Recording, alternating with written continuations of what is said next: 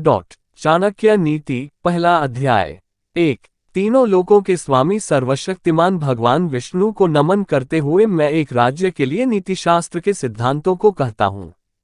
मैं यह सूत्र अनेक शास्त्रों का आधार लेकर कह रहा हूँ।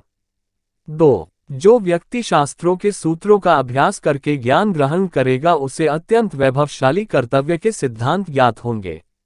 उसे इस बात का पता चलेगा कि किन बातों का अनुसरण करना चाहिए और किन का नहीं। उसे अच्छाई और बुराई का भी ज्ञात होगा और अंततः उसे सर्वोत्तम का भी ज्ञान होगा।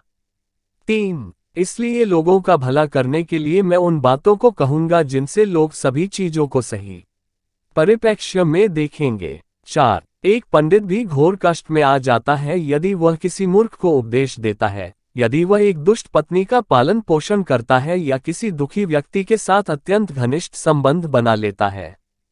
5। दुष्ट पत्नी, झूठा मित्र, बदमाश नौकर और सर्प के साथ निवास साक्षात मृत्यु के समान है। 6। व्यक्ति को आने वाली मुसीबतों से निपटने के लिए धन संचय करना चाहिए। उसे धन संपदा त्याग कर भी पत्नी की सुरक्षा करनी चाहिए, लेकिन यदि आत्मा की सुरक्षा की बात आती है तो उसे धन और पत्नी दोनों को तुच्छ समझना चाहिए। 7। भविष्य में आने वाली मुसीबतों के लिए धन एकत्रित करें। ऐसा न सोचे कि धनवान व्यक्ति को मुसीबत कैसी। जब धन साथ छोड़ता है तो संगठित धन भी तेजी से घटने लगता है।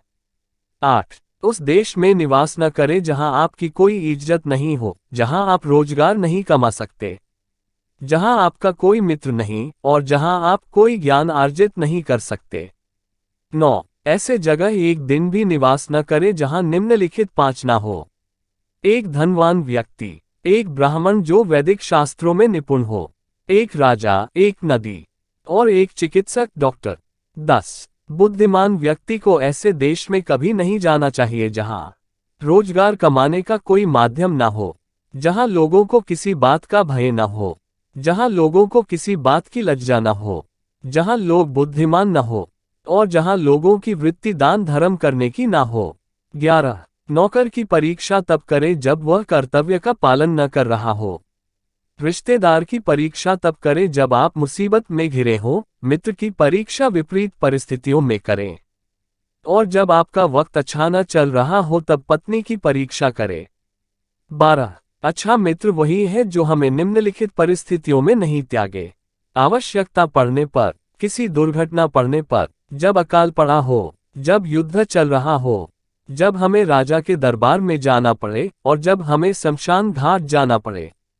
13। जो व्यक्ति किसी नाशवंत चीज के लिए कभी नाश नहीं होने वाली चीज को छोड़ देता है तो उसके हाथ से अविनाशी वस्तु तो चली ही जाती है और इसमें कोई संदेह नहीं कि नाशवान को भी वह खो देता है। 14। एक बुद्धिमान व्यक्ति को किसी इज्जतदार घर की अविवाहित कन्या से किस व्यंग होने के बावजूद भी विवाह करना चाहिए। उसे किसी हीन घर की अत्यंत सुंदर स्त्री से भी विवाह नहीं करनी चाहिए। शादी विवाह हमेशा बराबरी के घरों में ही उचित होता है। 15। इन 5 पर कभी विश्वास न करें। 1. नदियां। 2. जिन व्यक्तियों के पास अस्त्र शस्त्र हो। 3. नाखून और सींग वाले पशु। 4. औरतें। यहाँ संकेत भोली सूरत की तरफ है, बहनें बुरा न माने। 5. राजघरानों के लोगों पर। 16. अगर हो सके तो विष में से भी अमृत निकाल लें। यदि सोना गंदगी में भी पड़ा हो तो उसे उठाएं, धोएं और अपनाएं। निचले कुल में जन्म लेने वाले से भी सर्वोत्तम ज्ञान ग्रहण करें। उसी तरह यदि कोई बदनाम घर की कन्या भी महान गुणों से संपन्न है और आपको कोई सीख देती है तो ग्रहण करें। 17। महिलाओं में पुरुषों की अपेक्षा भूख 2 गुना, लज्जा 4 गुना, साहस 6 गुना और काम 8 गुना होती